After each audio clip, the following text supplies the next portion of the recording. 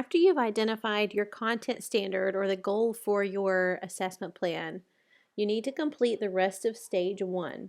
Stage one is the largest piece of this assessment planning template, and that's because it's so important to get clear on what it is students need to know and be able to do.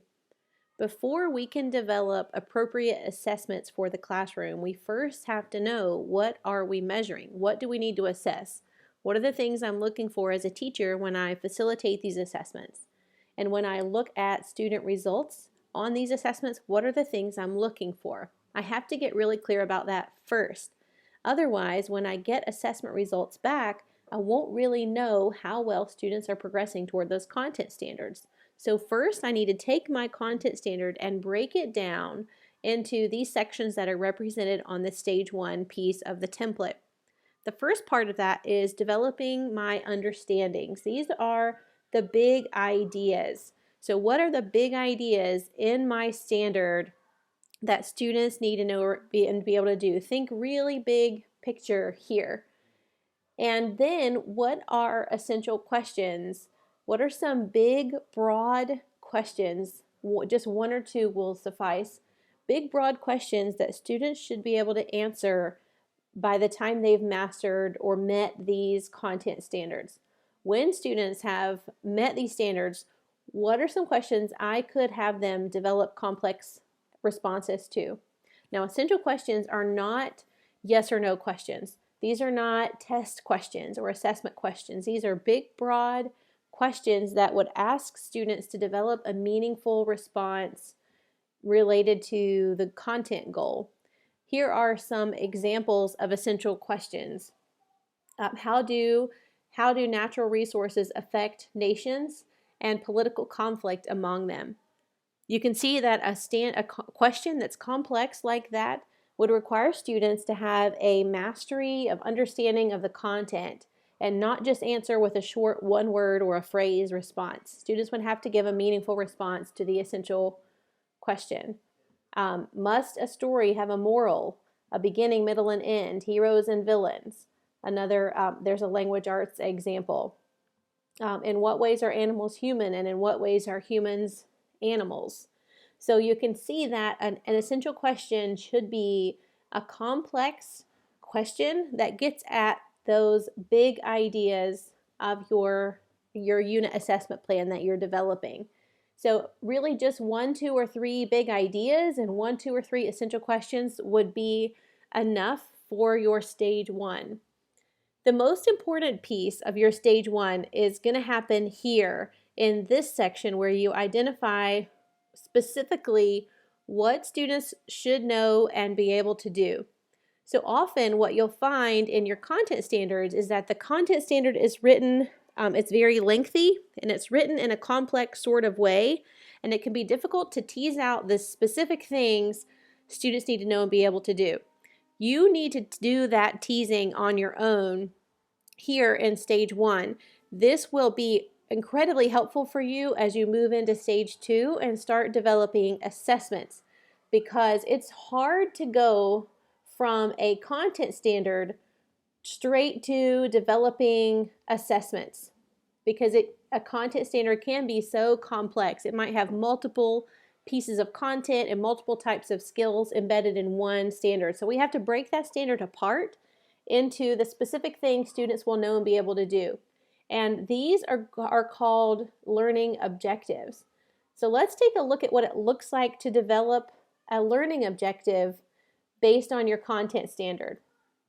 So the objective answers what and how related to your content standard. So you saw that I selected this content standard for third grade literature. Describe characters in a story and explain how their actions contribute to the sequence of events. Now, before I can develop assessments to measure this, I first need to break this down into specific pieces. And writing learning objectives will help me do that. An objective is more specific and more measurable than a content standard. So a content standard is typically a big, broad statement that includes a lot of language. I'm going to develop from one content standard, I might develop anywhere from 3 to 7 specific learning objectives that are small bite-sized pieces of that content standard. So even though your classroom assessment plan here will only have one goal, you might have 5 or 6 specific learning objectives listed here, the things students will know and be able to do, because you have to take this content standard and break it down into the specific things students need to know and be able to do. So I have some examples for you of how to do that. This is one of the most difficult things you'll do in your classroom assessment plan, is breaking down a standard into specific and measurable objectives. So I'm going to take a few moments here to walk you through how to do that. Here's an example of a language arts standard. The standard says, determine the meaning of words and phrases as they are used in text, including figurative and connotative meanings. Analyze the cumulative impact of specific word choices on meaning and tone. For example, how the language evokes a sense of time and place, how it sets a formal or informal tone. That is one content standard. So you can imagine how it would be really difficult to go from a standard like that straight to your stage 2 developing an assessment. It would be really difficult to do that. So what we need to do first is break the standard down into all of the specific pieces, all the specific learning objectives that students need to know and be able to do in order to meet this lengthy standard. So one specific objective might look something like this. I'm just pulling out one specific piece of this standard to develop a learning objective. This objective says students will identify 3 examples of figurative language in the text and create a visual representation depicting the meaning of each example.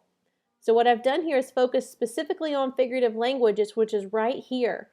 That's only one piece of this complex standard. So I pulled out the figurative language piece and I've developed an objective strictly for that one piece. If this was my content standard for my classroom assessment plan, I would probably have 4 or 5 learning objectives related to that standard. This is just one example of going from a big, broad standard to a more specific and measurable objective of something students should know and be able to do. Here's some other examples. This standard says, cite strong and thorough textual evidence to support analysis of what the text says explicitly, as well as inferences drawn from the text. And what I've done here is I've taken this standard and split it into 2 objectives. One, focus on using textual evidence, and that is here. Students will know how to use text evidence to support a claim about the text. The other piece of this standard I've pulled out is inferences, drawing inferences from the text. So that objective looks like this. Students will be able to differentiate between explicit textual evidence and inferences drawn from the text by citing examples of each. So this standard turned into these 2 outcomes of things students need to know and be able to do. And then as I move into stage 2 and I start thinking about assessment ideas, I can have a clearer picture of what an assessment might look like, because I've taken this standard and I've broken it down into the small things the concrete skills students need to know and be able to do. So an assessment idea might be students will complete a 3-column chart to analyze a text and provide textual evidence. So the first column might have explicit text, the next column might have what was inferred, and then the third might have the textual evidence. So that's an example of how to go from a content standard to breaking it down into specific measurable objectives, and finally leading into stage 2, where we develop our assessment ideas. So take some time as you work through stage 1 to really think about your content standard, identify your big ideas, what are the big understandings students need to work toward, identify 1 or 2 essential questions, those big complex kinds of questions students could answer by the end of your unit plan, and then break your standard down into those specific things students will know and be able to do using the process I shared with you of developing learning objectives.